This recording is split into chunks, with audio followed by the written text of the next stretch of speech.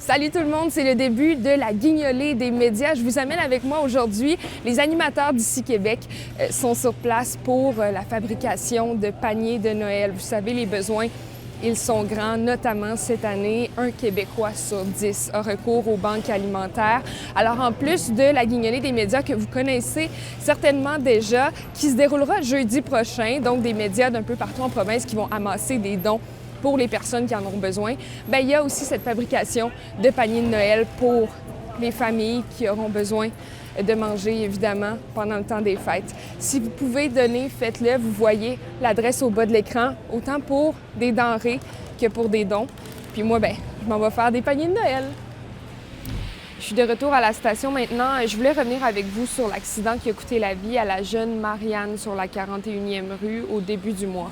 Le camion de la Ville de Québec qui l'a fauché n'était pas équipé de miroirs antéviseurs et ces miroirs sont considérés par plusieurs experts comme une solution simple et pas chère pour réduire les décès sur les routes.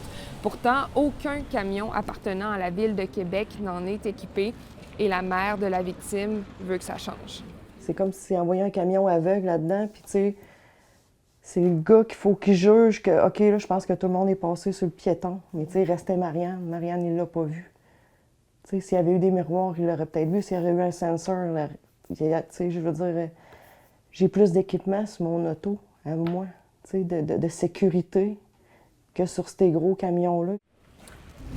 Et je termine en faisant un suivi grève parce que je sais que ça touche plusieurs d'entre vous. Sachez que les quelques 420 000 employés de l'État qui font partie du Front commun seront à nouveau en débrayage, cette fois du 8 au 14 décembre. Et donc, si le conflit perdure, bien, ça fera en sorte que la très grande majorité des écoles du Québec seront fermées à compter du 8 décembre parce que je vous rappelle que la Fédération autonome des enseignants, qui ne fait pas partie du Front commun, est aussi en grève générale illimitée. Il y a le ministre de l'Éducation, Bernard Drinville, qui reproche à la FAE de ne pas encore avoir fait de contre-offre dans les négociations avec le gouvernement. Je vous rappelle que dans notre région, il y a déjà une centaine d'écoles qui sont fermées et s'ajoute à ça la FIC en santé qui va annoncer de nouvelles journées de grève demain. Bon mardi!